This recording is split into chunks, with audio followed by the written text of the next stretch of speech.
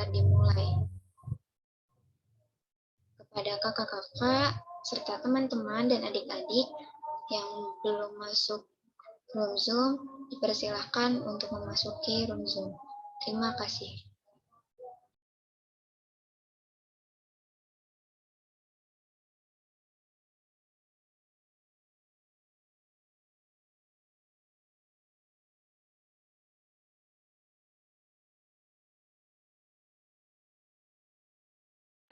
Remote atau biasa kita sering sebut dengan bimbingan motivasi dengan tema mencegah bullying di era generasi milenial yang diselenggarakan oleh Senat Mahasiswa Stikes Medistra Indonesia. Pertama-tama dan yang paling utama, marilah kita panjatkan puji dan syukur kehadirat Allah Subhanahu wa Ta'ala yang selalu memberikan beribu-ribu kenikmatan kepada hambanya. Dan tak lupa juga, sholawat serta salam semoga selalu tercurah limpahkan kepada junjungan kita, baginda alam Nabi besar Muhammad Sallallahu Alaihi Wasallam. Ada pepatah mengatakan, tak kenal maka tak sayang. Maka dari itu, izinkan saya memperkenalkan diri. Perkenalkan saya, Ikrimah Aurora sebagai moderator pada acara Remote pagi ini.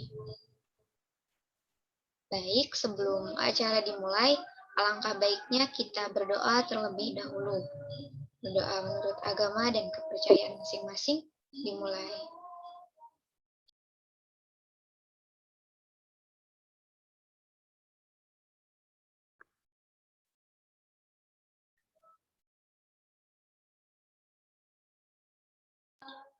Berdoa dicukupkan. Selanjutnya, saya akan membacakan susunan acara dan tata tertib BIMOT. Susunan acara BIMOT yang pertama, pembukaan, yang kedua, pembacaan CV, yang ketiga, penyampaian materi, yang keempat, sesi tanya-jawab, yang kelima, penutup, dan yang terakhir, sesi foto bersama. Selanjutnya, tata tertib BIMOT. Yang pertama, forum BIMOT akan dilaksanakan pada hari Sabtu pukul 8 sampai dengan 10 waktu Indonesia Barat. Yang kedua, setiap peserta wajib memasuki room Zoom 15 menit sebelum acara dimulai.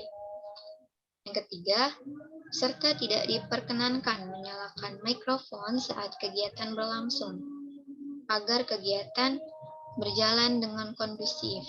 Yang keempat, peserta yang ingin bertanya dapat mengajukan pertanyaannya dengan cara raise hand atau mengirimkan pertanyaannya via room chat Zoom. Yang kelima, peserta dilarang membuat kegaduhan atau keributan saat BIMOT berlangsung. Peserta dilarang berbicara atau menyela saat pembicara sedang menyampaikan materi. Peserta dilarang berkata kasar dan bersikap tidak baik terhadap peserta yang lain. Dan yang keenam, setelah BIMOT selesai, akan dilakukan sesi foto bersama. Maka, peserta akan mendapatkan instruksi lebih lanjut untuk meninggalkan forum Zoom oleh panitia. Yang ketujuh, setelah BIMOT selesai, peserta wajib mengisi gift form absen dan link evaluasi sebagai syarat untuk mendapatkan e-sertifikat. Yang kedelapan, peserta akan mendapatkan e-sertifikat apabila telah mengikuti acara BIMOT selama 5 kali pertemuan. Baik, itulah tata tertib BIMOT pada acara kali ini. Apa kabar nih kakak-kakak semuanya? Wah, pada kemana? Saya ulangi, apa kabar nih kakak-kakak semuanya? Baik, Kak. Alhamdulillah baik ya. Semoga Allah Subhanahu wa Ta'ala selalu memberikan kesehatan dan serta perlindungannya kepada kita semua. Amin ya rabbal alamin. Nah, saya punya salam semangat nih untuk kita semua. Nanti kalau saya bilang semangat pagi, Kakak-kakak semua jawab pagi-pagi semangat. Bisa? Baik, kita mulai ya. Semangat pagi. Pagi, semangat. Kurang semangat. Semangat pagi. Pagi, semangat.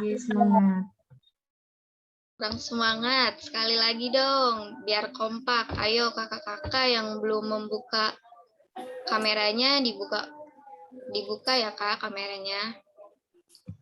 Semangat pagi. Pagi, semangat.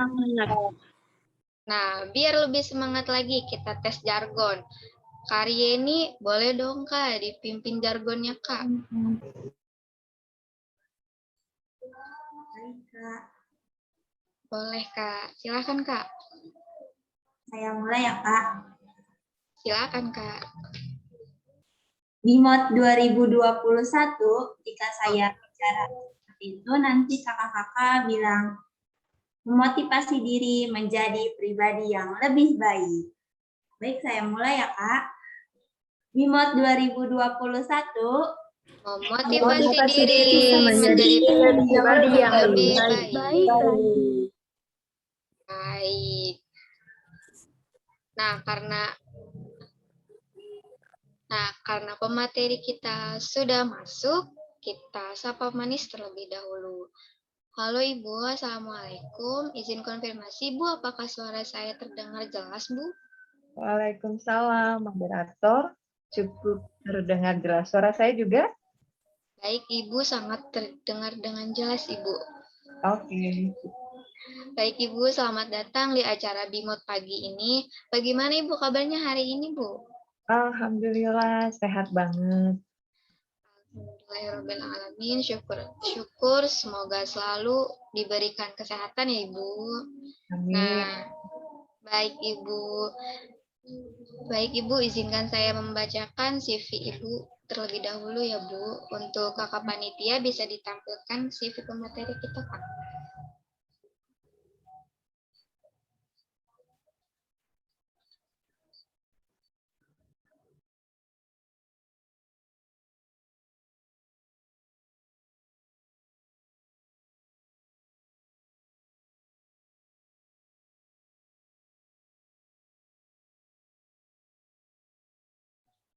Kakak maaf.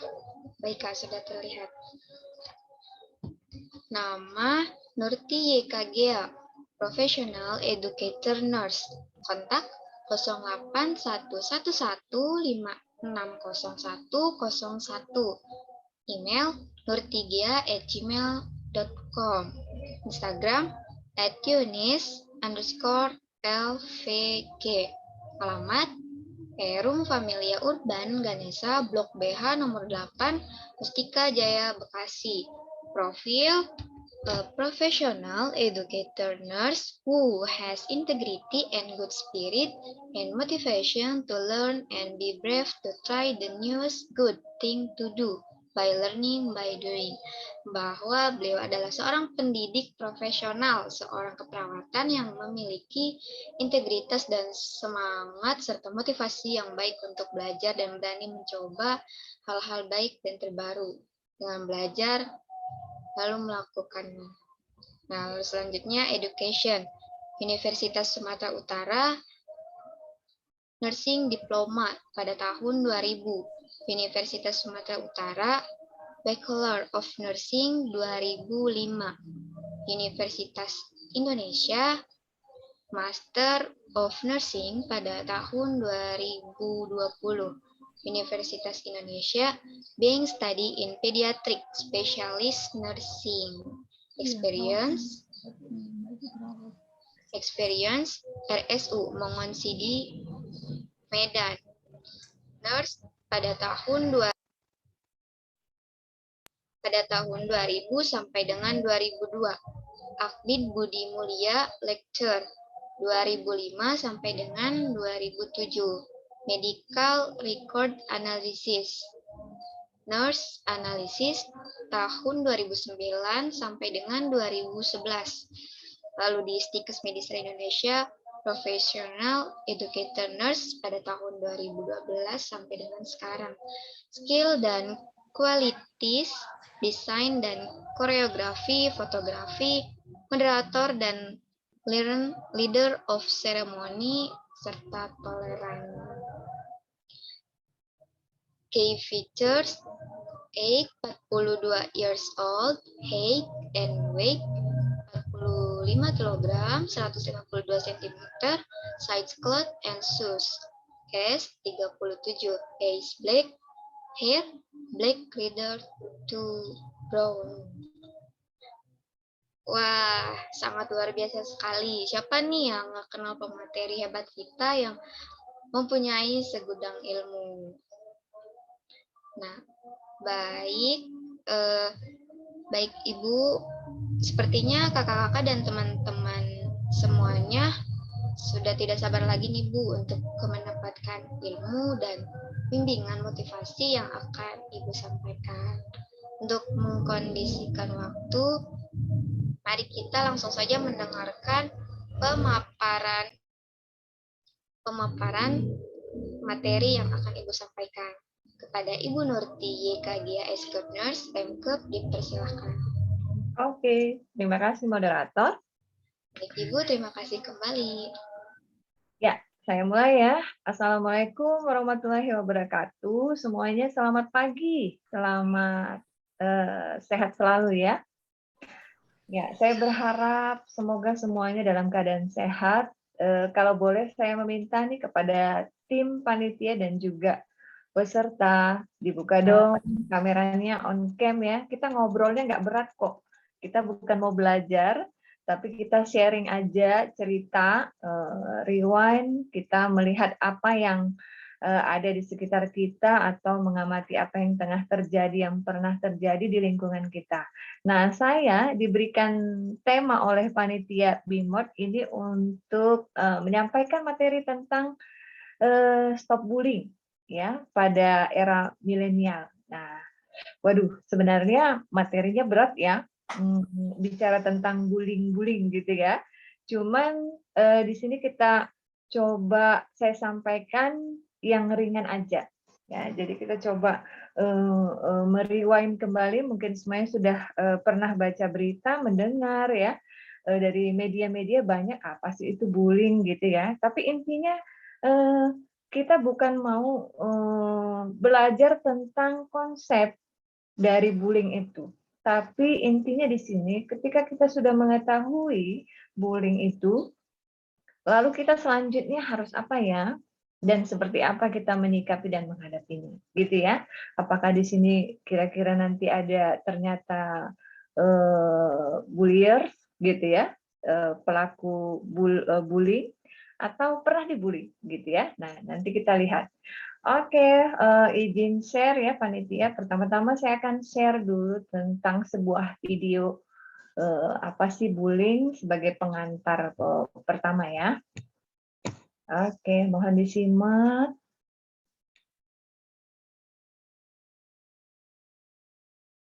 Ya, kira-kira apa sudah terlihat share screen saya? Ibu, maaf Ibu, sudah Ibu. Ya, oke.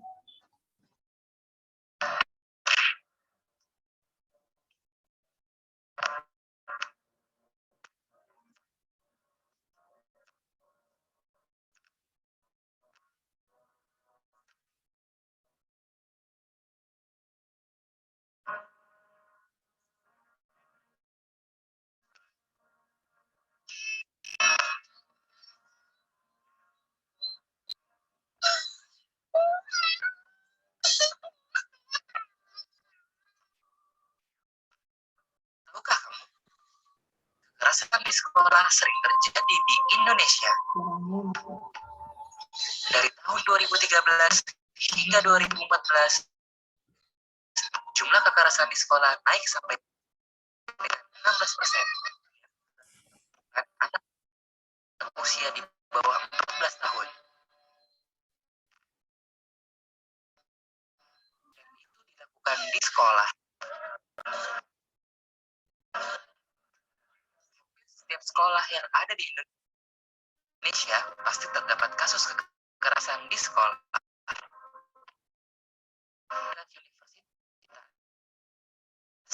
menurun ke SMA, lalu SMP, bahkan sampai ke SD.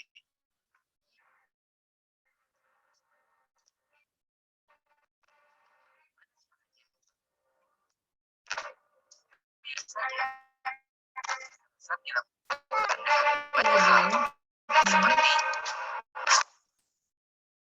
secara verbal, secara fisik, secara rasional, dan lain. Sebagai contoh, bila ada anak yang terlihat gendut atau berbadan besar, biasanya orang di sekitarnya akan mengata-katainya dengan perkataan yang tidak enak. Ada pula mereka yang merasa asing dan membuat si anak cenderung menjadi bahan acuan.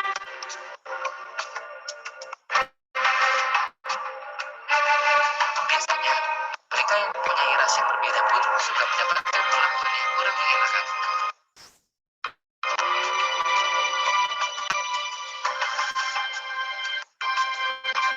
Zaman pun berubah, kekerasan ini pun bisa dilakukan melalui media elektronik atau biasa kita sebut media sosial.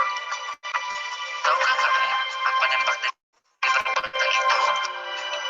Bagi yang melihat, tentu saja akan berdampak pada mental. Dia akan merasa takut dan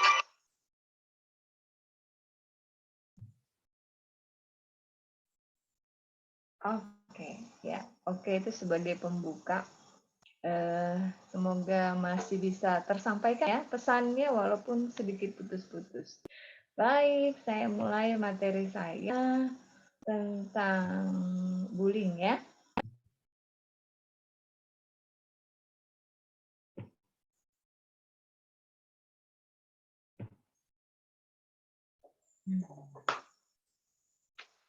Ini kenapa ini? Begini ya. Ya, apakah sudah terlihat PPT saya? Terlihat ya? Ibu maaf, Ibu belum Ibu. Oh, nah Ibu sudah Ibu. Agak lama ini loadingnya ya.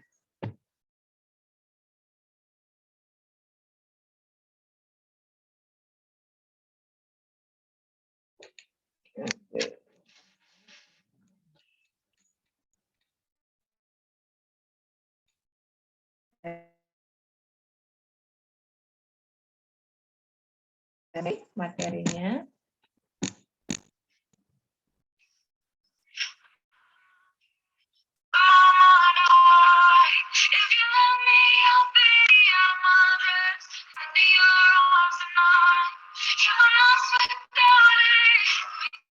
Oke, sebentar aja lagunya. Nanti kita jadi denger lagu deh ya. Oke, outline yang akan saya sampaikan pada hari ini adalah pertama tentang bullying. Kedua adalah side of bullying. Seperti apa sih pengamatan kita di luar sana tentang bullying atau pengetahuan kita tentang bullying ya. Kemudian fakta dari bullying itu sendiri atau bullying impact. Kemudian pencegahannya bagaimana gitu. Oke, yang pertama rewind ya. Bullying itu apa sih? Nah, tadi kalau kita lihat video yang pertama, ya, bullying itu berasal dari kata bully gitu ya, yang artinya mengganggu orang yang lemah gitu ya. Jadi orang yang lemah dalam artian apa? Biasanya ini berhubungan dengan psikologis dan mental. Seperti apa sih Bu? Misalnya dibilang agak keras sedikit aja, sensi ya. Terus ditegur sedikit misalnya langsung moody, nggak mood ya. Harusnya mau pergi terus nggak mau diajak, nah macam-macam. Jadi sensitif pada psikologis. Nah, bullying ini bisa berupa tindakan penghinaan dari mulut, ejekan ya, seperti yang tadi, dut, gendut, gitu ya. Nah, jadi emang kenapa kalau gendut? Sebenarnya nggak ada masalah gitu ya. Terus gimana lagi yang kurus misalnya sebaliknya ya. Terus atau misalnya dibilang, papan setrikaan lewat gitu ya. Dan segudang macam kata-kata yang diungkapkan dengan objektif tubuh. Nah, biasanya istilah kerennya sekarang adalah body shaming. Nah, itu termasuk bullying juga ya. Jadi penghinaan dari mulut, ejekan, sampai tindakan fisik berupa penganiayaan. Jadi kayak menganggap sepele, mendorong ya, menjatuhkan. Itu biasanya anak-anak SD nih ya. Jelek lu bau lu, gitu ya. Main dorong-dorong misalnya ya. Terus bullying ini sering terjadi, menurut riset ternyata sering terjadi di lingkungan sekolah. Oh, ada tipe ya lingkungan kayak gitu. Sekolah. Nah, kalau tadi menurut survei sekilas dinyatakan dalam pembukaan bahwa mulai dari dasar sampai universitas itu masih ada bullying. Dan kita bicara di Indonesia ya, bagaimana juga di luar negeri ternyata kurang lebih sama. Jadi bullying itu masih ada gitu. Oke.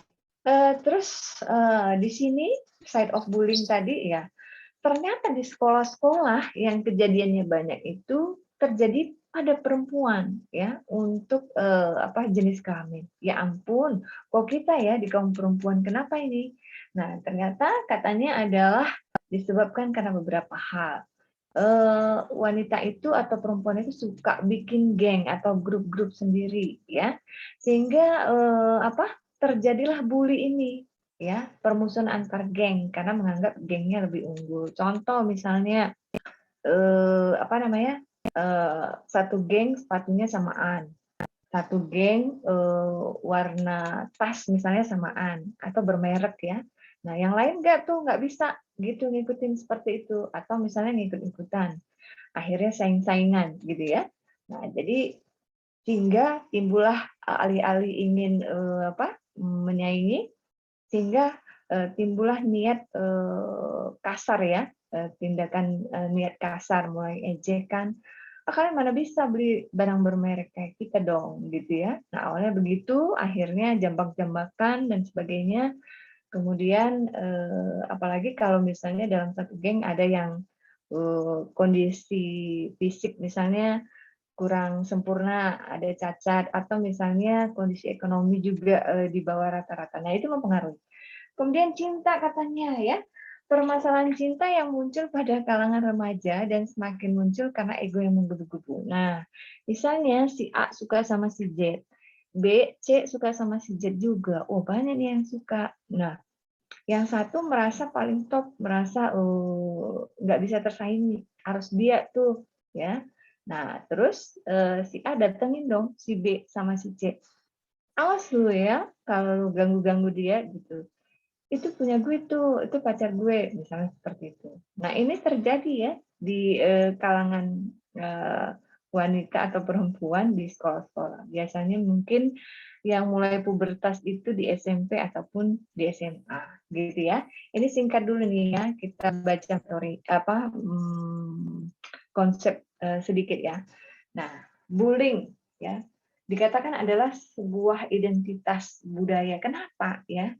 Karena ini kerap kali terjadi di lingkungan yang sama, awalnya itu dimulai dari komunitas sekolah. Kenapa ya? Karena di sekolah itu ataupun di suatu universitas di perkuliahan terdiri dari orang-orang yang berbeda asal muasal, dari suku, budaya, bahkan konsep konsep pembelajaran sosial dan budaya yang asalnya dari orang tua dan keluarga. Nah, sehingga di sini terbawa ketika digabung dalam suatu kelas atau sekolah misalnya, atau kelas dalam kelas perkuliahan gitu ya, yang satu atap. Nah, di sini biasanya yang timbul adalah masalah pelajaran. Jika ada temannya yang satu lebih pintar misalnya ya, kalau misalnya nggak dibagi ya materi ya, misalnya catatan atau misalnya nggak diajarin gitu ya, akhirnya ini menjadi sasaran bagi orang yang punya power tapi malas misalnya, sehingga menjadi sasaran bully.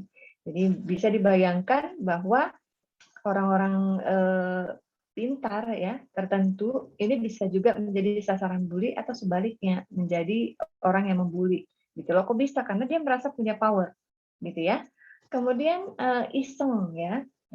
Jadi sifat bawaan para bulliers ini melakukan tindakan bully karena kesenangan. Ada orang yang sifatnya iseng, jahil gitu ya, senang mengganggu ya, misalnya menarik-narik baju orang, mencoret-coret tas orang, itu sebenarnya kan tidak boleh ya. Itu adalah hak privasi ataupun sudah melanggar etik ataupun hak asasi gitu ya. Lah, itu tas siapa yang beli gitu ya kan? Milik siapa? Ya, kok berani dia bisa mencoret-coret misalnya atau menyembunyikan barang-barang punya temannya yang baru misalnya begitu ya. Oke. Kalau di perkuliahan bagaimana misalnya? Nah, itu tadi ada misalnya mahasiswa ya, salah satu dari kalian yang orangnya pendiam ya, memanage diri, ya kesannya penyendiri gitu. Itu jadi kadang sasaran bully ya, suka diceritain sama teman sekelas, suka diceritain antar kelas gitu. Oh, dia emang bawaannya gitu tuh. Kutu buku, ada dulu istilahnya zaman dulu ya, kutu buku gitu. Karena dia suka menyendiri ya. Apa-apa nggak asik, nggak suka diajakin. Iya sih, memang pintar gitu misalnya ya. Kemudian atau ada juga yang iseng. Jadi memang dia memiliki kesenangan sendiri, kepuasan sendiri ketika bisa mengganggu. Nah, di perkuliahan biasanya mengganggu teman-teman seasrama ataupun teman-teman kuliahnya gitu ya. Awalnya buat iseng gitu ya. Nah, akhirnya jadi ketagihan. Jadi hidupnya itu nggak akan puas, tidak akan merasa senang berlalu hari ini jika tidak mengisengi seseorang kayak gitu. Oke, tipe-tipe bullying menurut penelitian ya. Nah, jadi di sini sampai hari ini presentasi tipe-tipe bullying ini yang tertinggi adalah nama panggilan, yaitu tadi ya, mulai dari bentuk fisik, akhirnya dipanggil jadi nama panggilan. Misalnya tadi si gendut, dut ya, papan setrikaan jalan nih gitu ya. Terus apalagi nama panggilan berdasarkan sifatnya yang pendiam atau misalnya kacamatanya ya, yang terlalu tebal ya, kayak pantat botol, nah dipanggil ikan koki lah gitu ya, macam-macam. Nah, kemudian yang tertinggi keduanya itu ada pada perkelahian ya, perkelahian mulai dari adu mulut atau langsung adu fisik.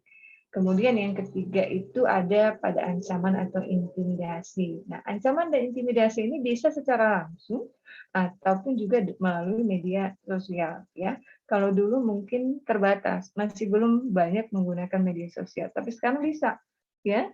Misalnya mengikuti akun-akun Instagram atau Facebook misalnya, kemudian atau melacak, menghack atau bagaimana ya. Nah, itu kemudian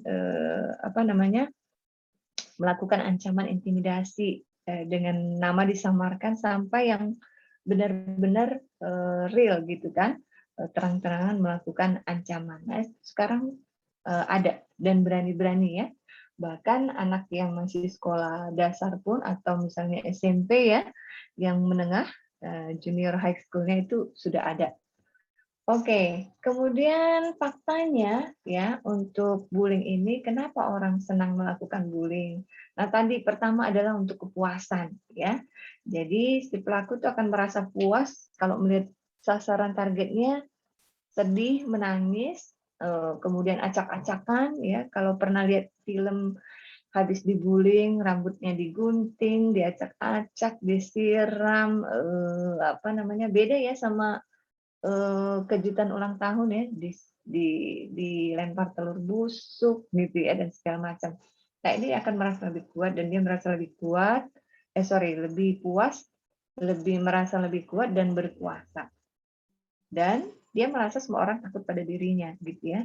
Sering ada ya pernah lihat, bagi yang belum pernah lihat nanti boleh coba dicari film apa yang bertemakan bullying gitu ya. Maksudnya itu contoh ada di dunia nyata gitu ya. Jadi biasanya contoh-contoh film-film itu berasal dari kondisi nyata yang pernah terlihat ya.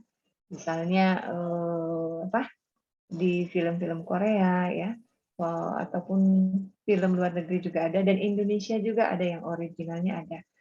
Tadi saya mau tampilkan, cuman kayaknya nggak etis ya. Jadi ada seorang anak yang dibully, anak perempuan ya, teman SMA-nya, nah itu habis-habis. Jadi bulinya udah kekasaran fisik, mulai dari dibully omongan ya, ejekan, sampai yang fisik ya, sampai baju dibuka, ditelanjangi, kemudian dipukul, disiram dan sebagainya. Jadi tidak etis, kira-kira ada, dan itu ada yang seperti itu ya di Indonesia. Kemudian adanya persamaan tujuan, jadi pelaku mempunyai sama tujuan ya, sepakat membuli. Artinya apa? Misalnya yang sama-sama nggak suka, si A nggak suka sama si B, si C nggak suka sama si B.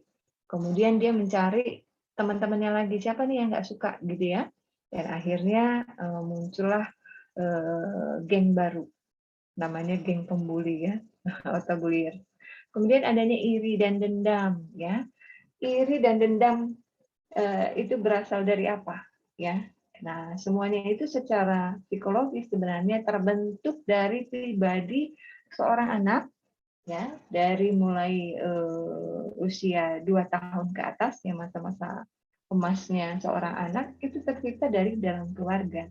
Ya, begitu juga dengan rasa hal-hal yang ingin menyakiti ya, kemudian super power yang timbul dalam diri sendiri itu timbul dari pengalaman-pengalaman pribadi yang kadang-kala tanpa disadari anak itu didapat dalam pengalaman masa kecilnya, sehingga mereka ketika besarnya mempunyai sifat ataupun menjadi pelaku bullier ini ya. Oke. Dampak dari bullying ini apa? Nah, tadi sudah disampaikan. Bagi korban, ya, korban merasa rendah diri, ya, benci terhadap diri sendiri. Kenapa sih aku gemuk? Kenapa aku pendek? Kenapa sih aku kurus? Kenapa aku hitam? Kenapa aku sipit? Ya, untuk secara fisik dia benci terhadap diri sendiri. Kenapa aku bodoh? Kenapa aku rambutku keriting? Ya, dan sebagainya. Kemudian takut jadinya menghadapi dunia karena merasa orang-orang semua melihat kejelekannya, ya, melihat dirinya itu sangat tidak beruntung, sangat tidak baik, sehingga dia mengurung diri di rumah daripada menjadi sasaran bully atau dilihat sama dunia, gitu ya, sehingga timbullah depresi, stres, ya. Hal ini yang bisa mempengaruhi kesehatan tentunya. Bisa terjadi drop ya, shock, sehingga bahkan perilaku ekstrim ya. Anak usia sekolah dan remaja dinyatakan bunuh diri. Nah, untuk di Indonesia sendiri ya pernah dan agak banyak ya kasus-kasus untuk bunuh diri, tapi memang lebih banyak lagi kondisi ini menurut penelitian itu adanya di Jepang dan Korea pada masa tahun 2000-an silam gitu ya. Walaupun begitu itu sangat walaupun Indonesia maksudnya bukan menjadi kapasitas nomor 1 untuk korban bullying bunuh diri, tetapi angkanya juga cukup lumayan banyak. Kalau bisa ya tidak ada gitu ya. Sedangkan bagi pelaku ini penyiksa di masa sekolah cenderung menjadi kriminal kelak. Nah, kenapa? Karena dia merasa itu hidupnya, ya, merasa puas, pencapaiannya tercapai ketika melakukan bullying, ya, menjadi berkuasa. Jadi oriented mind, ya, orientasi pemikirannya adalah menang, ya, menjadi penguasa. Meskipun dasarnya bukan secara positif ya, kalau menjadi penguasa, presiden, pejabat dan lain sebagainya atau pemimpin perusahaan ya mending ya, tapi ini berbeda. Sudah pendidikan drop out ya, tidak ada dasar pendidikan ya dan semuanya, sehingga cenderung menjadi kriminal. Kemudian sulit menjalin pertemanan dan sosial, nggak ada yang mau, atau orang-orang di sekitar merasa enggan, baik di dunia sekolah misalnya ya, dan nanti di kedepannya di dunia kerja juga. Jadi itu berasa bahwa ini teman aneh ya, jadi apalagi di masa sekarang itu nggak akan masuk ya, tidak akan bisa diterima di dunia sosial ketika masa-masa nanti dia bekerja. Kemudian sulit beradaptasi dengan teman sekerja ya, karena terbiasa mengontrol orang lain, ngebosi, ngebos ya, padahal dia bukan bos gitu ya. Tidak bisa bekerja sama atau kerja tim. Nah, kira-kira gitu. Tim, suara saya masih kedengaran ya? Kedengaran kayak nanti saya asik ngomong sendiri ternyata enggak. Ibu, maaf Ibu, terdengar Ibu. Nah, selanjutnya gimana sih caranya mencegah bullying? Nah, ini kan era milenial. Apa sih sebenarnya hubungannya dengan era milenial? Era milenial itu di mana semua kita sudah memasuki era titik 4.0, sebentar lagi 5.0. Apa? Berhubungan dengan teknologi, kecanggihan, perubahan. Semua hidup sudah serba cepat, ya. Kemudian sistematis dengan menggunakan kecanggihan dan teknologi. Lalu apakah masih ada bullying di era milenial ini? Ada. Jadi mungkin walaupun tidak terlihat ya secara fisik, tapi ternyata ada bullying dalam media sosial, dalam apa namanya gadget ya, media-media sosial dan model teknologi lainnya ya. Jadi inilah yang disebut bullying dalam era milenial. Nah, bagaimana cara mencegahnya? Termasuk kalau ada bullying masih secara fisik tadi. Nah ya, jadi yang pertama nih, apakah saya tanya kepada kalian, apakah pernah mengalami bullying? Atau pernah menjadi pelaku bullying? Ada Bu dulu waktu SD. Ayo siapa yang pernah inget banget sama si A, temannya yang gendut, pendek, udah gitu rambutnya nggak rata gitu ya, gendut, nah ya kayak tadi simpel aja ya, gendut gitu ya, atau pendek gitu. Nah ada nggak dulu? Ini kan udah kuliah nih ya, waktu SD ada nggak? Nah coba diingat-ingat.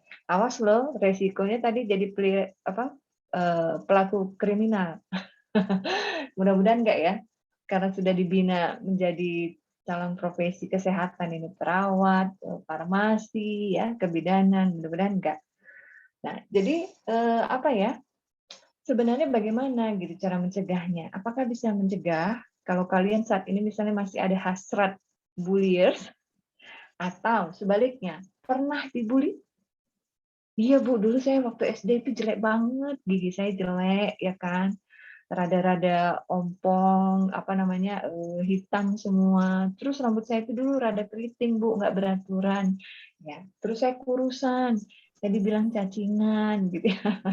Ayo, coba ada nggak? Coba flashback ke diri masing-masing. Nah, jadi pada kondisi itu saya bertanya dulu sama kalian, walaupun tidak dijawab sama saya langsung, coba jawab sendiri ya.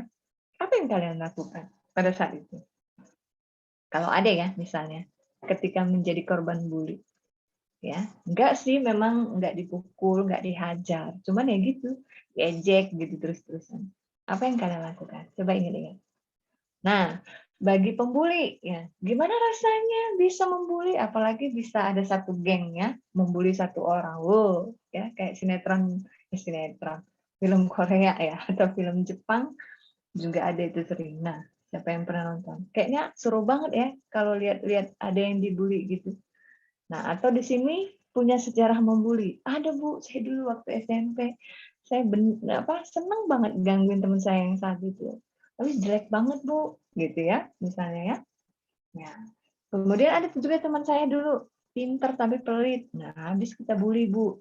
Sepatunya kita umpetin, tasnya kita umpetin, dan segala macam. Oke, nah itu pengalaman ya. Nah, harus apa dulu? Itu jawaban sudah dijawab masing-masing dalam diri. Nah, sekarang saya coba cerita tentang bagaimana cara mencegah bullying ya. Jadi sebenarnya konsep bullying tadi ya, untuk melakukan kekerasan tadi ya, baik secara fisik ataupun non fisik, semuanya itu tingkah itu, niatan itu muncul atau bisa tidak muncul jika diolah ya, ataupun dicegahnya itu dari masa usia anak kecil. Ya, kira-kira usia berapa, Bu? Jadi masa keemasan ketika menanam semua informasi itu adalah usia 2 tahun ke atas gitu ya. Nah, asalnya dari mana? Dari keluarga gitu. Peran keluarga ini sangat penting ya. Ketika kamu dibesarkan oleh suatu keluarga yang hangat, harmonis, ya, ataupun bukan kaya ya. Nah, bukan kaya, nggak harus kaya. Keluarga sederhana tapi harmonis yang saling menjaga, saling toleransi, mendidik anak sama-sama menghargai kakak, adik, abang, ibu, orang tua. Siapa yang tinggal dalam keluarga itu? Kakek, nenek, dan sebagainya. Nah, bagaimana? Ya, caranya dengan cara mendukung, saling mendukung, gitu ya. Misal, seorang anak ya, ketika katakanlah berhasil menggambar toddler misalnya ya, anak 2 tahun. Nah, punya kakak SMA, punya kakak SMP, ketika berhasil menggambar, dia bangga banget nih ya. Padahal masih sebuah coretan. Dia berhasil menggambar seekor bebek, berhasil menggambar kedua orang tuanya dan dia dan kakaknya, biasanya seperti itu ya. Kemudian menunjukkan pada keluarga. Apa respon kakak? Apa respon orang tua? Nah, ini yang paling penting ya. Bagaimana meningkatkan toleransi, menghargai. Wah, bagus ya, memberikan pujian. Wah, kamu hebat, Dek, pinter banget. Keren banget, menghargai. Bahkan orang tua sampai membingkai karya anaknya itu. Kemudian kakaknya bahkan mengajari untuk mewarnai supaya lebih indah. Jadi artinya tindakan-tindakan awal yang dari kecil yang bisa menunjukkan bahwa kamu hebat, ya, kamu mempunyai kemampuan gitu. Nah, secara tidak langsung itu meningkatkan harga diri si anak sehingga pede gitu ya. Nah, anak-anak itu percaya diri ketika tampil di depan dan selalu ada dukungan dari kakak, abang, dan juga orang tua ataupun keluarga yang lain. Nah, jadi hal ini sebenarnya yang menjadi dasar ya, apakah menjadi pembuli atau dibully. Nah, kalau menjadi dibully gimana sih Bu? Kalau pembuli sih oke lah, masuk akal. Mungkin dia tidak akan menjadi pembuli. Tapi kalau misalnya seperti itu jadi kesannya mengalah, terus jadi dibully bagaimana? Nah, nanti kita lanjut ya. Nah, selanjutnya dulu ya, untuk masih mencegah bullying itu memperkuat spiritual. Ya, kalau kalian dulu di sini konsepnya ada yang pernah jadi pembuli atau pernah dibully, cobalah mulai sekarang manfaatkan waktu, gunakan waktu yang ada sebagian untuk tekun pada agama masing-masing, beribadah, sholat 5 waktu misalnya, ya, kemudian ibadah ke gereja dan lain sebagainya. Kemudian bergabung dalam tim komunitas seusia dalam kegiatan positif dan mencari teman. Bukan mencari musuh ya. Nah, kalau cari musuh gampang ya. Tinggal buat seseorang tersinggung dengan satu kata bisa jadi musuh ya. Kemudian dengan bersikap cuek juga bisa jadi musuh ya. Misalnya kalian nih dalam satu kelas aja bisa jadi musuh. Nah, bagaimana caranya? Setelah bergabung dalam komunitas ya, saat ini katakanlah misalnya kalian juga disebut komunitas, satu angkatan, satu kelas. Nah, bagaimana membangun suatu tim untuk bisa menonjolkan satu kelas itu misalnya, atau misalnya ikut klub-klub hobi yang berhubungan dengan hobi dance, ballet, atau olahraga futsal ya, dan lain sebagainya, atau pengajian, apapun yang namanya komunitas lebih dari 2-3 orang. Nah, itu semuanya bisa membuat suatu hal yang positif. Jadi mempunyai satu misi, visi, satu tujuan gitu ya. Nah, sehingga dalam hal itu lupa dong untuk mau menjatuhkan teman, mau punya hasrat untuk berkuasa, mempunyai hasrat untuk mengejek ya, tapi benar-benar menerima timnya itu, temannya itu satu tim, kekurangan dan kelebihannya, mau saling membangun. Nah, seperti itu ya. Kemudian mengembangkan keterampilan hobi talenta itu tadi. Nah, bisa mengikuti kursus, dalam kursus bahasa Inggris, bahasa Jepang, atau kursus menari, kursus memasak, dan lain sebagainya. Banyak ya. Nah, cari teman sebanyak-banyaknya, jalin relasi, jalin hubungan. Ini untuk kalian ya, ke mahasiswa. Mungkin kalau anak SD, SMP, masih tergantung orang tua. Kemudian mungkin mereka bisa mengikuti ekstra gitu ya, ekstrakurikuler. Kemudian mengembangkan keterampilan sosial untuk menghadapi bullying tadi. Bagaimana caranya? Ya, nah ketika kalian misalnya menghadapi bullying itu responnya sudah tahu, ya, yaitu dengan respon toleransi positif. Tidak langsung emosi terpancing, balas, hajar, ya, walaupun dengan kata, apalagi dengan fisik. Itu yang pertama. Kalau langsung membalas begitu, meskipun kalian memang lebih kuat, yang membuli itu lebih kecil tenaganya misalnya, sekali tonjok langsung pas dia juga peang gitu ya. Nah, tapi tetap sabar, jangan diladenin misalnya. Nah, bagaimana kalau sebaliknya? Hindari misalnya ya. Nah, untuk menyelamatkan kondisi itu nanti siapa yang salah dan siapa yang benar, cepat mencari bantuan orang di sekitar dan jangan takut untuk menyampaikan kepada orang-orang yang ada di sekitar gitu ya. Karena ini sudah disosialisasikan pasti akan mau membantu dan dibantu. Kemudian kalau misalnya menjadi saksi ya. Nah, apalagi menjadi saksi, tentu kita harus mempunyai tanggung jawab moral untuk bagaimana kita membantu segera. Kalau kita tidak mampu, kita akan lapor kepada orang yang mampu, misalnya petugas keamanan, ya, orang tua, orang yang lebih tua usianya, atau polisi dan sebagainya. Oke, kalau saat itu sangat tidak memungkinkan, nah nanti kita lihat ya. Mungkin bisa kita rekam, save data. Tidak juga kita langsung bunuh diri, maksudnya ujuk-ujuk membantu tanpa kekuatan, tidak berpikiran jernih, akhirnya kita jadi sasaran bully juga, gitu ya. Jadi kita tetap harus berpikiran jernih dan cerdas, bagaimana kita bisa mencegah. Nah, ini pencegahan ya.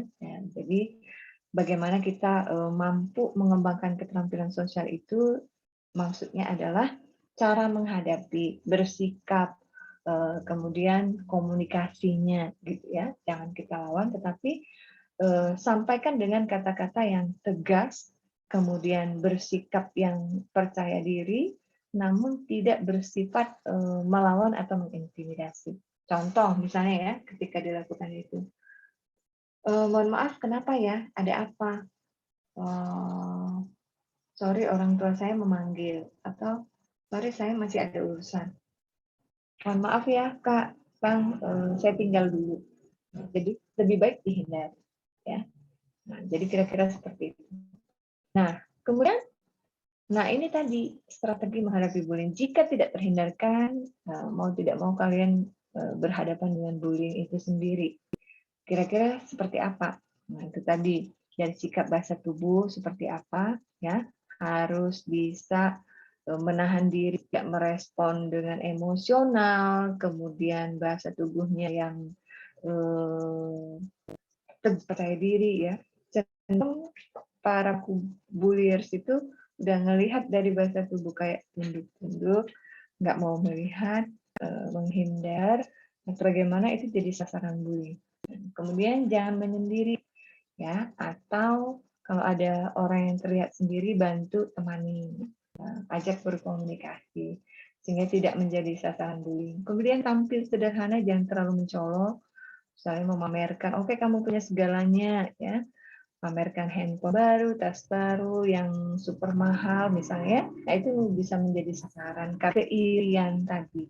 Kemudian kenali pelaku bullying, hindari. Biasanya dari bahasa tubuh juga kita bisa menilai, oh ini sok-sokan nih, gitu ya. Nah ini sok mau membuli nih, lebih baik hindari. Kemudian dokumentasikan jika kalian melihat dengan bijak ya, jangan foto-foto kayak artis gitu langsung di depannya ya, tapi ambil foto diam-diam, bukti fisik diam-diam, atau catatan tanggal berapa, hari apa, di mana lokasinya, tempatnya, seperti itu. Kemudian jika melihat dan jadi korban, ingat, jangan ragu mohon pertolongan saat itu juga di sekitar, ya, melaporkan, ya, atau bicara pada orang tua, gitu misalnya. Kemudian jika tidak memungkinkan, berusaha untuk mengabaikan dan tinggalkan, gitu ya. Jangan terpancing emosional dengan membalas. Kemudian pada waktunya nanti ya, sampaikan kepada pihak berwajib. Misalnya kalau itu berlaku di sekolah, kepada guru, ya, terlebih dulu orang tua, kemudian petugas ataupun polisi, gitu ya. Nah, jadi disarankan tidak melawan karena ini mendapati maunya pelaku. Kalau kita membalas, semakin mereka semakin ganas. Mereka inginnya seperti itu, gitu ya. Oke. Ya, demi materinya, moderator. Saya kembalikan ke moderator.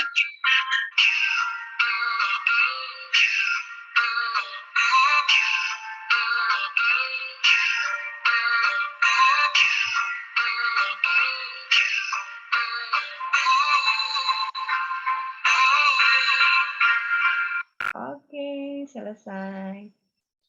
Terima kasih. Baik Ibu, terima kasih kepada Ibu Ika Gia Eskepners MKep yang telah menyampaikan materinya yang sangat luar biasa sekali. Nah, agar pengetahuan kita lebih luas lagi dan tidak berhenti di situ saja, saya membuka sesi tanya jawab. Silahkan yang ingin bertanya bisa langsung raise hand dan menghidupkan mikrofonnya, atau bisa juga mengirimkan pertanyaannya di room chat Zoom dengan menyebutkan nama dan asal prodinya. Dan untuk kakak-kakak serta teman-teman yang menonton acara Bimot via YouTube, jangan lupa di like, di komen, dan di subscribe. Nah, wah Ibu sudah ada satu pertanyaan nih Bu dari Kak Ayu Wulandari. Silahkan Kak Ayu Wulandari dibuka mikrofonnya. Baik Kak, terima kasih. Assalamualaikum warahmatullahi wabarakatuh. Selamat pagi Ibu, selamat pagi kakak-kakak semua, selamat pagi teman-teman. Sebelumnya izinkan saya memperkenalkan diri. Nama saya Ayu Wulandari dari Prodi S1 Kebidanan tingkat 1. Ibu izin bertanya ya Bu. Kita kan pasti pernah punya nama panggilan ya Bu terhadap teman maupun kerabat-kerabat dekat. Contohnya seperti gendut atau pesek. Tapi itu mungkin tidak berniat membuli ya Bu. Tapi itu bisa dikategorikan membuli atau tidak ya Bu? Baik Ibu, sekian, terima kasih. Oke, terima kasih Ayu. Bagaimana moderator? Saya langsung menjawab ya. Ibu maaf Ibu, langsung dijawab saja Ibu. Oke, terima kasih Wulandari pertanyaannya dari kebidanan ya.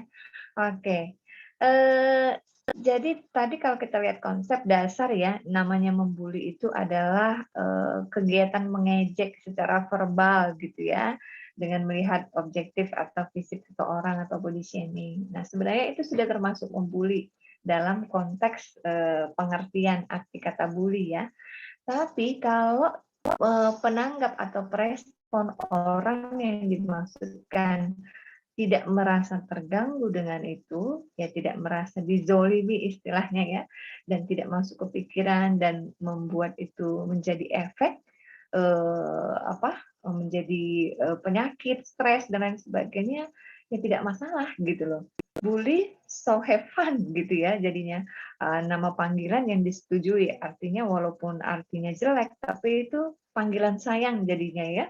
Jadi khusus teman-teman aja yang manggil dia kayak gitu dan keluarga yang udah kenal.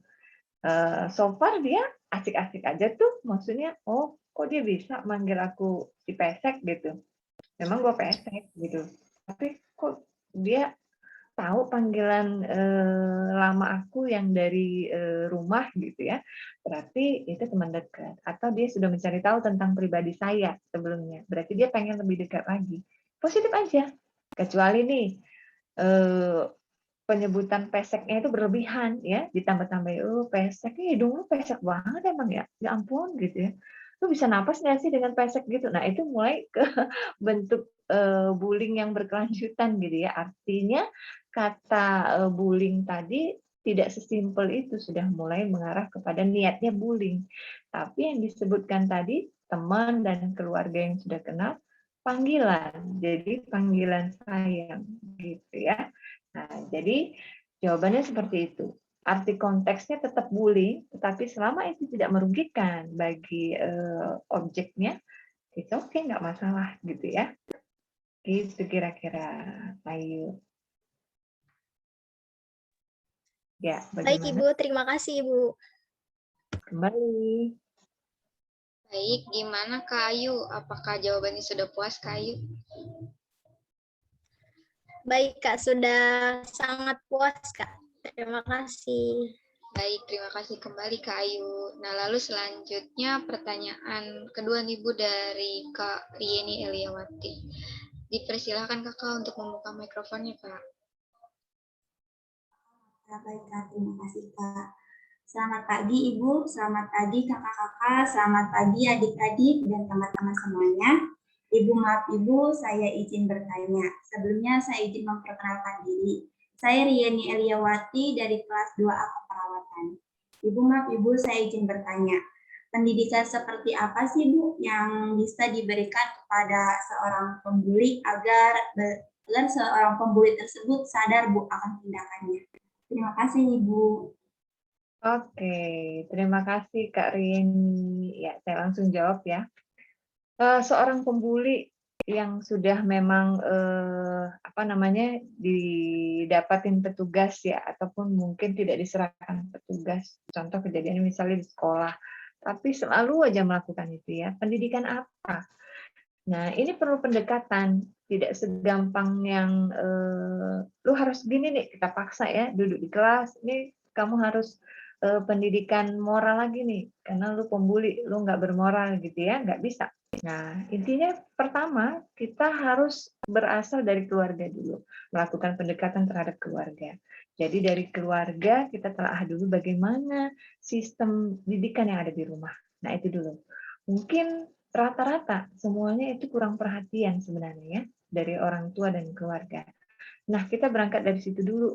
Kalau misalnya sektor pendidikan dari guru atau dari pengajar misalnya yang dari asal institusinya yang masuk ya untuk mengatasi ini, atau misalnya dari sektor psikologis ya untuk menghadapi ini, tentunya berangkat dari keluarga. Pendidikan dasarnya adalah dari keluarga. Bagaimana caranya?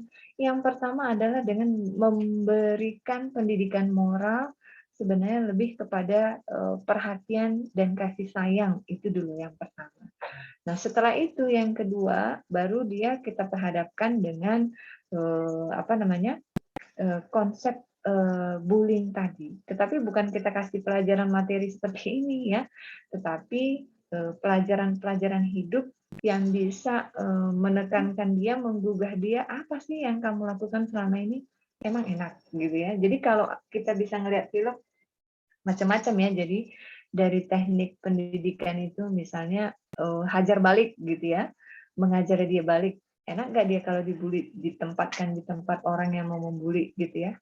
Nah, kalau melihat pengalaman-pengalaman sih berhasil gitu.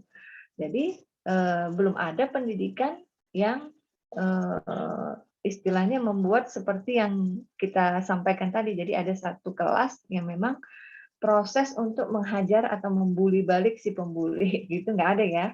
Nah, jadi itu kebanyakan di film-film pernah kita lihat. Jadi dia kapoknya itu ketika dibully balik gitu ya. Nah, jadi bukan seperti itu. Pendidikannya, jadi tidak ada pendidikan khusus terhadap bully untuk supaya sadar. Tapi asalnya adalah bagaimana keluarga bisa merubah konsep didikan yang sebenarnya. Tapi kalau udah kasep, misalnya sudah kuliah ke atas, sudah kerja, ya apa boleh buat.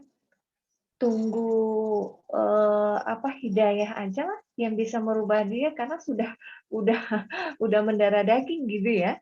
Jadi konsep itu tadi kan kita tahu ya resikonya bahwa cenderung jadi kriminal, cenderung tidak bisa masuk dalam dunia kerja dan segala macam. Mau tidak mau hiduplah yang akan menghajarnya. Bagaimana dengan kondisi seperti itu dia kerja kalau dia tidak berubah.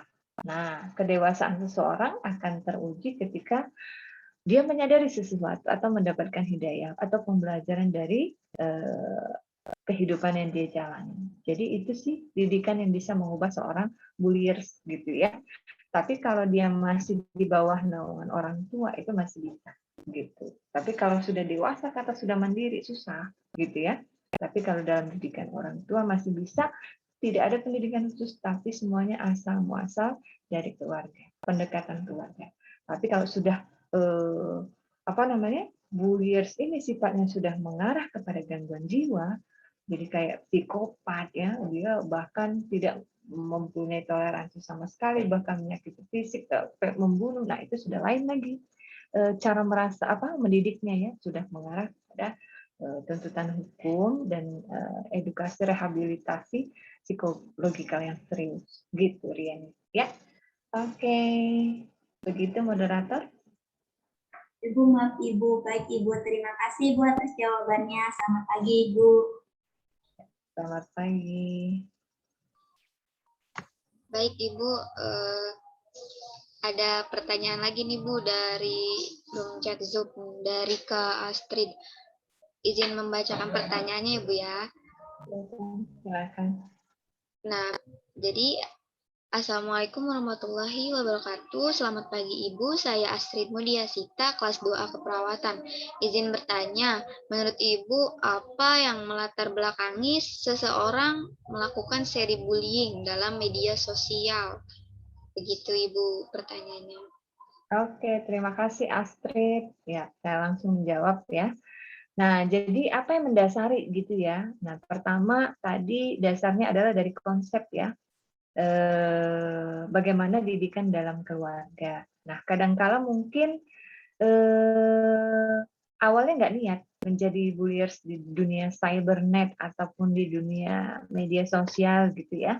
Awalnya nggak berniat, tetapi karena katakanlah ini baru ada ketika zaman internet di atas 2000-an ya, ada ya, mulai timbul bulliers di dalam dunia cybernet ini.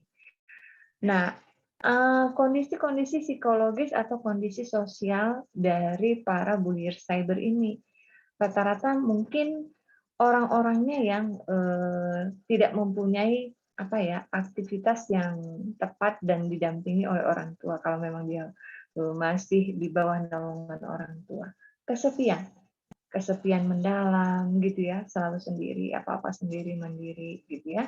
Kemudian adanya ketidakpuasan pencapaian di tahap-tahapan usia mulai dari anak, remaja hingga dewasa, membuat yang tadinya nggak niat ya hanya sekedar menggunakan internet, lama-lama jadinya ada niat.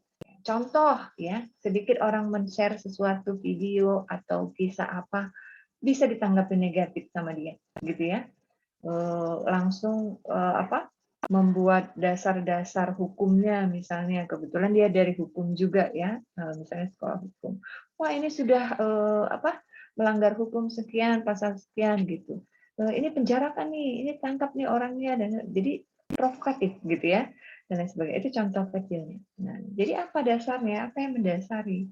Nah, didikan secara konsep pertama adalah didikan dasar keluarga dari tempat dia tumbuh. Nah, yang kedua adalah kondisi sosial yang dia perubahan kondisi sosial yang dialami. Misalnya kehilangan orang tua, orang-orang tercinta ya, karena bercerai, karena berpisah misalnya orang tua, kemudian hidup sendiri, mandiri dalam kesepian. Hal-hal itu yang akhirnya memicu ya, yang menimbulkan orang-orang akhirnya menjadikan dirinya bulliers di dunia cyber. Ya, kira-kira seperti itu. Begitu, apakah Astrid sudah memahami kira-kira dan teman-teman yang lainnya?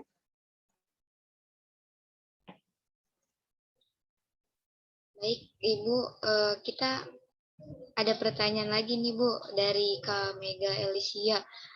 Assalamualaikum warahmatullahi wabarakatuh. Selamat pagi Ibu. Saya Mega Elisia dari kelas 2A Keperawatan. Izin bertanya Ibu, apakah ada pedoman atau sarana atau fitur mengenai anti bullying untuk anak-anak atau remaja? Baik Ibu, terima kasih. Oke.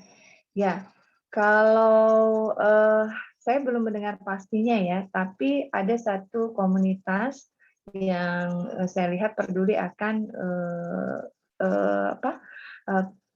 masalah bullying ini. Jadi ada komunitas yang baik mahasiswa, jadi dari multidisiplin ya, terdiri dari korban yang pernah menjadi korban itu tergabung dalam satu komunitas. Menciptakan bukan fitur sih ya, bukan aplikasi untuk laporan, tapi lebih kepada suatu komunitas. Kalau misalnya pernah menjadi korban bullying, nah itu boleh bergabung. Kemudian kalau fitur-fitur sendiri itu fiturnya berisi informasi-informasi apa yang bisa dilakukan atau bagaimana cara kamu menghadapi bullying, masih sekitar itu gitu ya. Jadi belum ada aplikasi yang wah aku dibully nih, langsung masuk ke suatu aplikasi atau fitur saya melaporkan nih saya nama ini ya misalnya kayak gitu ya. Nah, itu belum ada ya. Mungkin ini bisa menjadi saran yang bagus untuk bisa ke depannya nanti dibuatkan atau suatu sistem yang dilingkan dengan misalnya petugas kesehatan ataupun petugas keamanan gitu ya. Misalnya petugas yang berwajib ya. Sehingga sebelum ini terjadi bisa mendapatkan pertolongan. Nah, itu jawaban saya. Gitu ya. Jadi belum ada untuk aplikatif fitur tersendiri untuk pelaporan dari kondisi bullying, tapi ada komunitas yang bersatu untuk bisa sebenarnya tujuannya adalah misinya menolak jangan sampai ada terjadi bullying, gitu ya.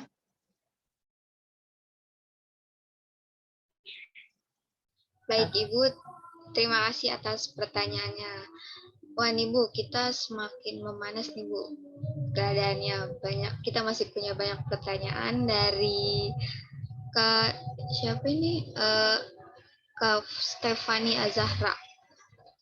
Nah, bahwa Assalamualaikum warahmatullahi wabarakatuh. Selamat pagi Ibu dan kakak-kakak, selamat pagi teman-teman. Saya Stefani Azahra Kasmadi, kelas 1 afirmasi, izin bertanya. Jika seseorang waktu kecilnya suka membuli, apakah perilaku bully tersebut akan berlanjut hingga dewasa atau tidak? Terima kasih Ibu dan teman-teman semuanya. Baik Ibu, pertanyaannya. Oke, ya. Terima kasih pertanyaannya. Siapa tadi namanya? Dari Stefani Azahra Kasmadi, Ibu. Oke, bentar ya. Iya, terima kasih ya pertanyaannya. Cukup baik sekali. Ya, apakah kalau sudah pernah melakukan bullying, apakah ini akan beresiko melakukan bullying sampai selama-lamanya gitu ya? Sampai ke depannya nanti itu pertanyaannya ya. Oke, jadi saya jawab ya. Nah, jadi perilaku bullying ini tadi selama tidak ada penyimpangan atau gangguan terhadap kejiwaan atau emosionalnya yang berubah menjadi gangguan jiwa atau bullying ekstrim seperti mengarah kepada psikopat, ini masih bisa diatasi berubah. Katakan dia melakukan bullying dulu loh waktu SMP atau SMA. Ntar kuliah sampai gede jadi bulliers lagi nggak ini ya? Nah, kemungkinan di sini kalian mungkin dulu ada pernah jadi bulliers gitu ya. Nah, sekarang masih jadi bulliers nggak? Gitu ya. Nah, itu bisa berubah. Berubahnya dari mana? Seiring pelajaran hidup yang dia dapatkan waktu demi waktu. Tentunya berbeda ya kisahnya SMP, SMA, kuliah, gitu. Ketemu dengan teman-teman yang positif, misalnya ya. Positif artinya dalam artian vibes-nya, sense of minded-nya. Jadi pemikirannya positif, aura positif yang selalu membuat integritas, kebaikan, kejujuran gitu ya. Sehingga jadinya dia terikut gitu. Ya. Ada satu penelitian mengatakan gini, terhadap hewan ya. Jadi hewan yang ganas dimasukkan dari kecil ya, dimasukkan ke atau nggak usah pun dari kecil, dalam waktu tertentu dimasukkan ke sekumpulan hewan yang lembut gitu ya. yang tidak ada mengaum-ngaum, yang tidak ada memakan mamalia, misal katakan apa hewan yang ganas ya, tikus pemburu ya, yang biasanya memburu daging-daging dimasukkan ke dalam satu jenis tikus yang tidak pemakan daging, yang tidak pemburu, yang berbeda sifat. Nah, akhirnya bisa berubah gitu. Karena apa? Lingkungan dan situasi yang bisa merubah. Begitu juga dengan buyers ini bisa diubah. Ya, tetapi berisiko ke depannya atau selanjutnya dia tetap bisa menjadi buyers, tapi bisa juga tidak menjadi buyers. Berarti tergantung apa? Lingkungan yang dia hadapi dan juga didikan dari keluarga gitu ya. Nah, jadi begitu jawabannya kira-kira ya. Oke, moderator. Baik Ibu, terima kasih Bu atas jawabannya. Nah, kita ada pertanyaan lagi nih Bu dari Kak Aisyah. Assalamualaikum warahmatullahi wabarakatuh. Selamat pagi Ibu dan kakak-kakak semuanya. Izin memperkenalkan diri, nama saya Aisyah Ashri dari kelas 3B. Izin bertanya, ada kalanya seseorang yang mengalami bullying merasa enggan untuk speak up atau melaporkan tentang apa yang ia alami. Mungkin karena rasa takut yang berlebihan yang ia alami, sehingga yang dibully ini merasa lelah hingga memutuskan untuk mengakhiri hidupnya. Lalu pertanyaan saya, bagaimana cara orang yang dibully agar lebih berani untuk speak up atau melaporkan diri tentang apa yang ia alami? Terima kasih Ibu dan kakak-kakak semuanya. Baik Ibu, itulah pertanyaannya. Ya, terima kasih ya, pertanyaannya cukup baik sekali. Jadi gini loh, kalau dipikir-pikir ya, kalau lihat kejadian-kejadian yang ada di Indonesia, kenapa kok bisa sampai mati ya, habis dihajar, dan itu kan bukan baru satu hari itu, namanya bullying pasti sudah berwaktu-waktu ya gitu, misalnya berapa seminggu, berbulan-bulan, ataupun bahkan bertahun-tahun gitu ya, dia menghadapi itu. Kenapa nggak speak up? Nggak berani, takut. Kenapa? Nah, itu konsep pikir yang salah gitu ya. Jadi bagaimana supaya berani? Makanya tadi dari dasar ya. Kalau sekarang kita udah tahu konsep bullying seperti apa, rajinlah kita untuk mencegahnya tadi. Bagaimana? Gabung ke komunitas, jangan hidup menyendiri. Nah, sekarang nih di kalian, kalau masih ada yang suka menyendiri, berubah ya. Yang suka menyendiri nanti dibullying ya. Tidak hanya dibullying oleh teman-teman atau lingkungan, tapi dibullying oleh setan. Ini anak suka menyendiri ngapain sih ya? Nah, jadi dideketin nanti sama alam roh yang lain. Nah, artinya apa? Ketika kita berada dalam satu komunitas, kita merasa power kita itu lebih kuat daripada sendirian. Wah, aku cuma sendirian nih, nggak punya. Ya, nggak usah kan gitu. Misalnya yang geng, ada 5 orang. Ya, yang 4 dekat, yang ini nggak mau sih, menyendiri mulu. Nah, ketika speak up, nah mana yang lebih kuat? Ya 4 suara daripada yang 1. Gitu loh. Nah, jadi bagaimana cara supaya berani? Keberanian itu akan muncul sendiri ketika Anda merasa kuat, punya power. Kapan kita merasa kuat? Ketika kita ada komunitas. Kalau kita sendiri, menghindari komunitas, apa-apa mampu, oke, mampu sendiri. Tapi yakinlah, ketika diperhadapkan dengan sesuatu hal, adu argumentasi misalnya, atau misalnya membuat suatu keputusan gitu, kita menjadi ciut untuk menyampaikan sesuatu. Karena kita sendirian, ya pasti menanglah suara yang terbanyak gitu. Nah, kemudian yang dasar yang kuatnya adalah keagamaan juga.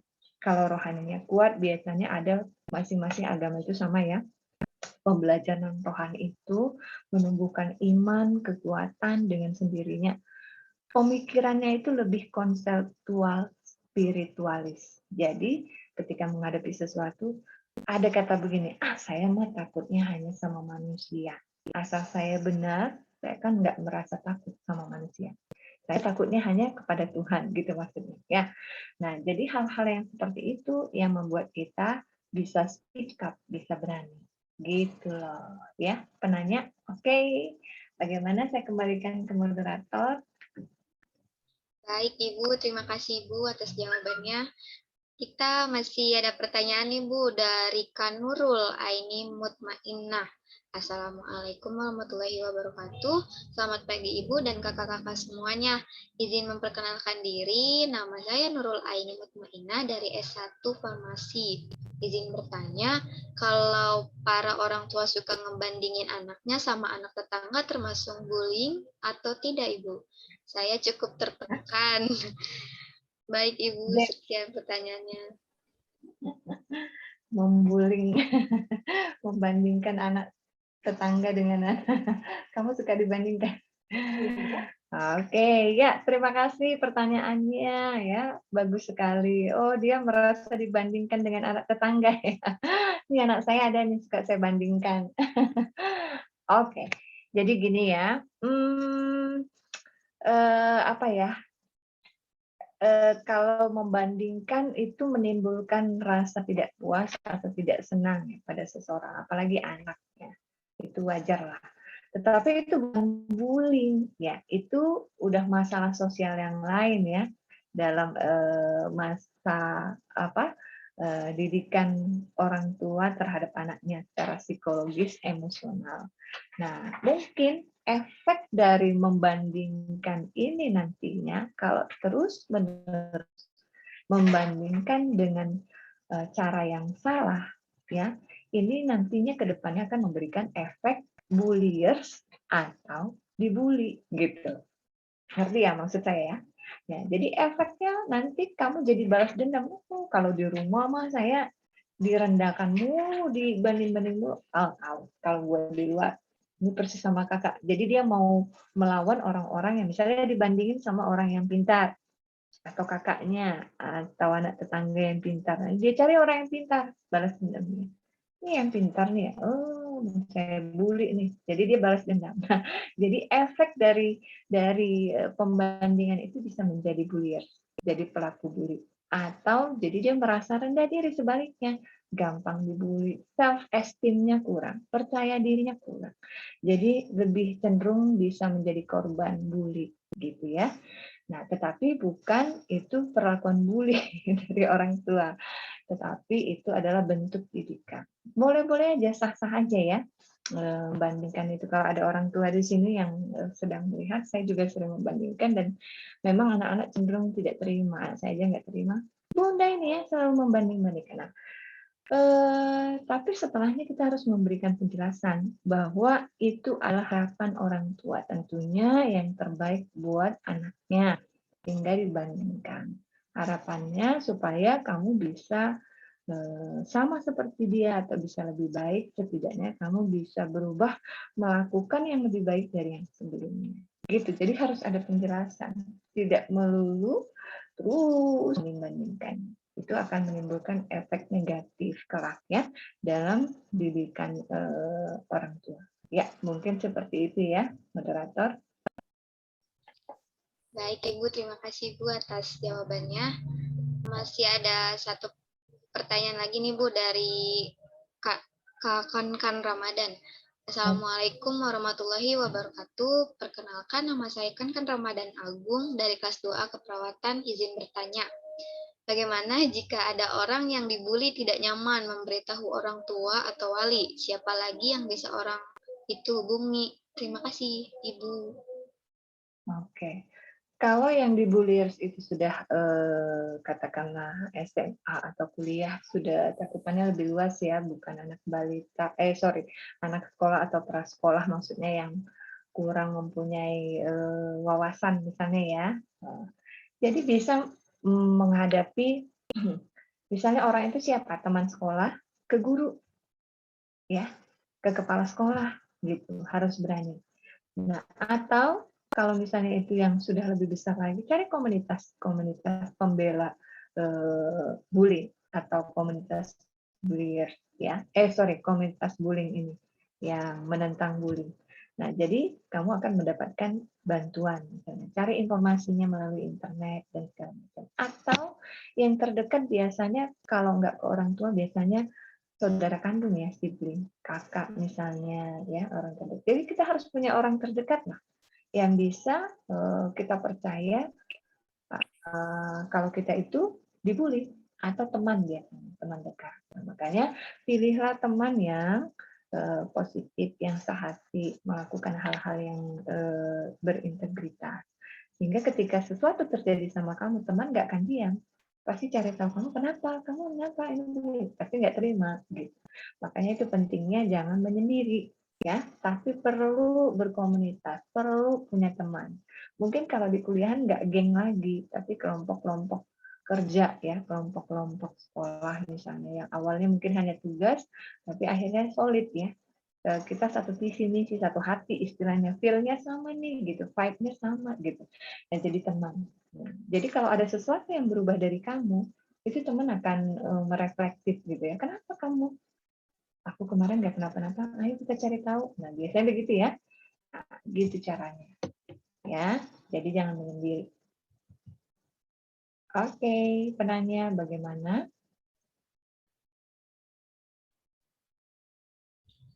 Baik Ibu, terima kasih atas jawabannya. Ibu, maaf Ibu, saya izin bertanya Ibu.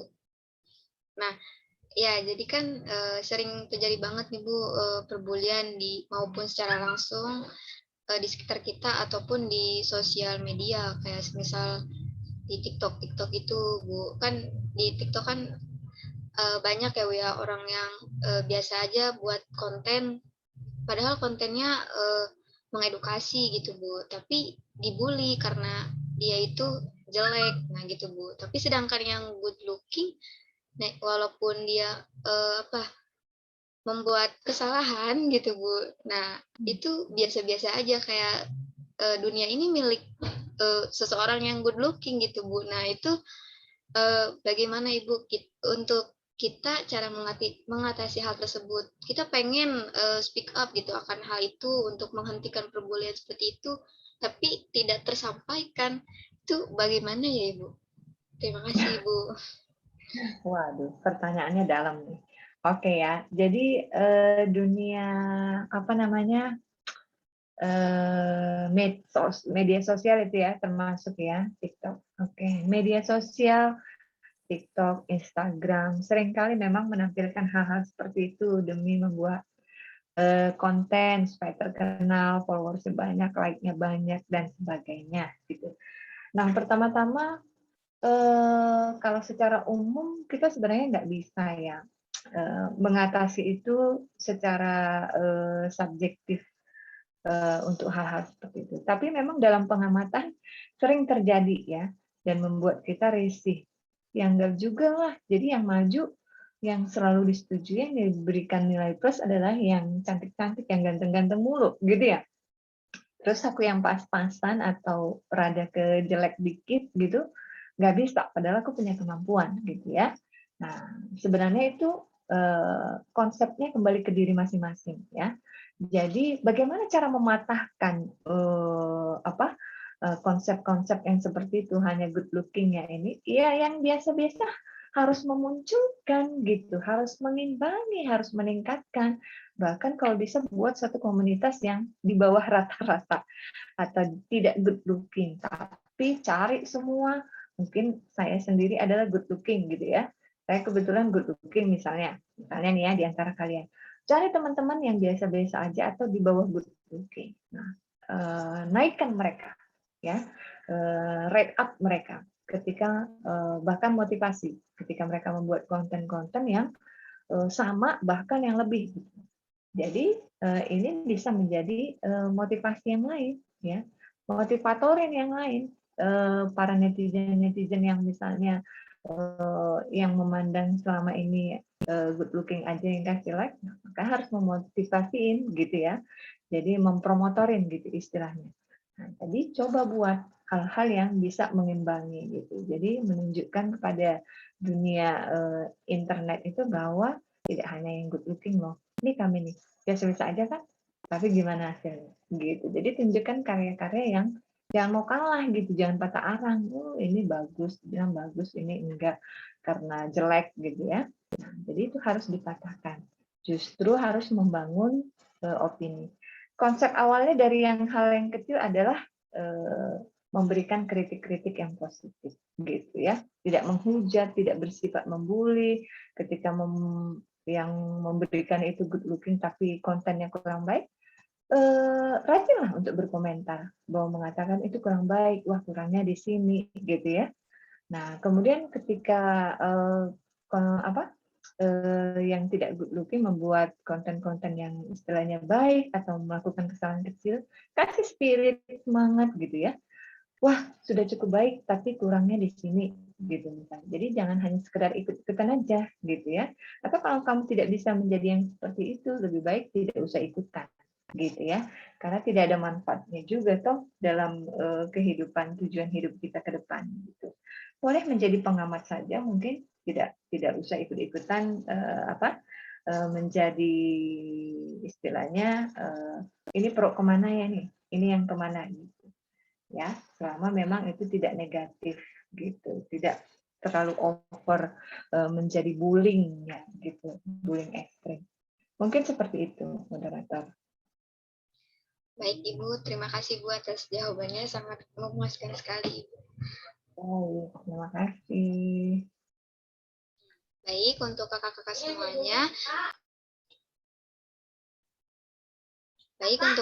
semuanya, jika ada yang ingin ditanyakan lagi, silakan ditulis di kolom komentar ya, Kak.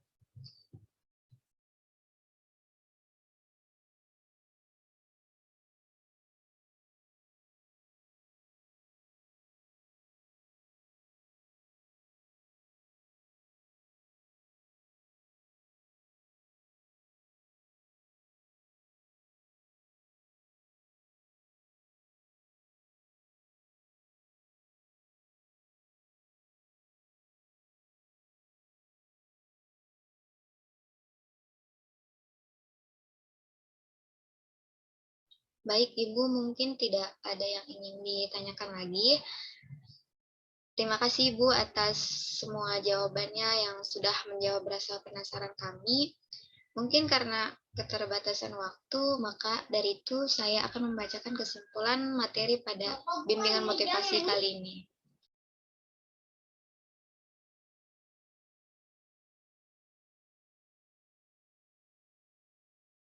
Jadi kesimpulannya, bullying adalah tindakan mengancam, memaksa, mengolok, atau melukai yang dilakukan seseorang atau sekelompok orang yang biasanya memiliki posisi lebih. Tindakan ini biasanya dilakukan berulang sehingga menjadi kebiasaan. Bagaimana cara mengatasi bullying?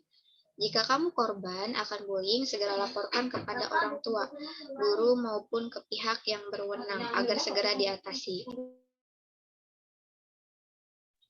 Jika kamu saksinya, maka tetap sama segera laporkan tindakan bullying tersebut.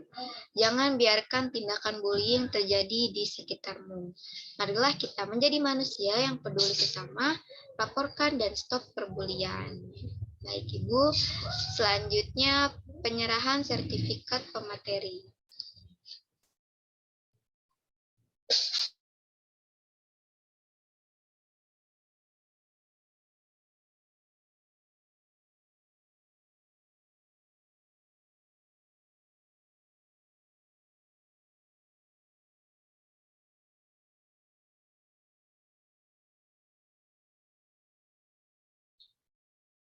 Baik Ibu, mohon diterima sertifikatnya. Oke, terima kasih banyak untuk panitia BIMOT untuk sertifikat. Tapi ada kesalahan penulisan nama ya tadi ya, Nutri, terus YK, harusnya YK dulu baru dia. Terus Nurtinya jadi Nutri. Baik Ibu, mohon maaf Ibu atas kesalahannya. Akan segera kami perbaiki Ibu. Oke. Baik Ibu, sebelum kita tutup acaranya, mungkin dari Ibu ada sedikit kata-kata motivasi untuk kita semua yang ada di sini agar tetap semangat. Oh, terima kasih ya moderator. Ya, semangat pagi kepada teman-teman semua dari seluruh jurusan yang ada di Stikes Medistra. Pesan saya untuk sebagai pengingat mungkin ya, entah ini sebagai motivasi buat kalian adalah untuk menghindari segala hal-hal yang negatif ada di depan kita, semua asalnya berasal dari diri kita sendiri. Jadi semuanya itu tercipta dari pribadi kita sendiri. Ketika kita bisa memberikan suatu integritas yang baik, jadi integritas itu kebaikan, kejujuran, tanpa memandang siapa, apa, di mana, pasti kamu akan terhindar dari yang namanya bulliers ya, atau dibully, kemudian bahkan mempunyai hal-hal niat negatif menjadi bulliers gitu ya. Nah, itu akan semuanya bisa terhindari. Jadi apalagi kamu adalah insan didikan dan juga insan manusia yang mempunyai Tuhan Allah yang Maha Kuasa, tentunya kalau spiritual juga dijaga, semuanya itu akan pasti bisa dihindari dan terhindar, kan pasti akan terjaga gitu ya. Jadi intinya integritas ya, kebaikan, kejujuran, pegang tinggi dimanapun kalian berada ya. Itu saja moderator. Baik Ibu, terima kasih untuk pesan-pesannya serta materi yang telah disampaikan yang pastinya akan bermanfaat bagi kita semua. Nah, sebelum mengakhiri acara ini, saya akan tes jargon terlebih dahulu nih Bu, supaya lebih semangat lagi. Nah, untuk kakak-kakak semuanya, dibuka mikrofonnya, kita tes jargon dulu ya Kak. Nah, oke, kita mulai tes jargonnya. BIMOT 2021. Memotivasi diri menjadi pribadi yang lebih baik. Kurang kompak. Sekali lagi, BIMOT 2021. Memotivasi diri menjadi pribadi yang lebih baik. Oke, tepuk tangan untuk kita semua. Nah, alhamdulillah kita semua sudah sampai di akhir acara. Sebelum mengakhiri acara ini, alangkah baiknya kita berdoa terlebih dahulu. Doa menurut agama dan kepercayaan masing-masing dimulai.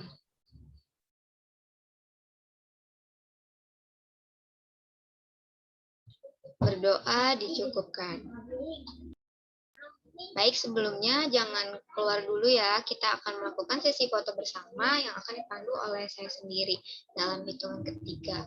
Bagaimana kakak seksi dokumentasi? Apakah sudah siap, Kak? Baik, sudah, Kak. Baik, Kak. Ada berapa slide, Kak, nih? Ada 5 slide, Kak. Baik, kita mulai dari slide pertama. Saya hitung. Tunjukkan senyum terbaiknya. 1, 2, 3. Boleh dong gaya bebas. Untuk kakak-kakak yang belum membuka kameranya, mohon untuk dibuka ya Kak, untuk seksi pendokumentasian.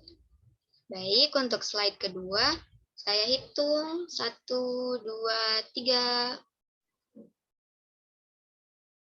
Untuk slide ketiga, saya hitung 1, 2, 3. Untuk slide keempat, saya hitung 1, 2, 3. Dan slide terakhir, saya hitung 1, 2, 3.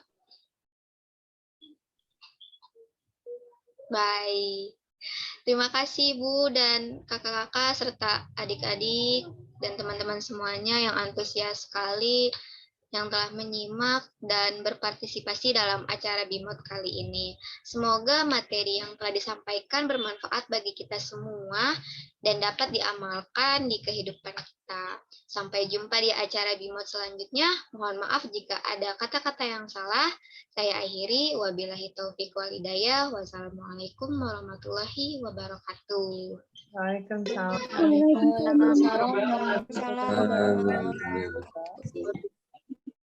Baik, sudah boleh live Ibu dan kakak-kakak semuanya. Baik, terima kasih Kak. Terima kasih banyak, Kak. Baik, Terima kasih, Kak. Selamat pagi.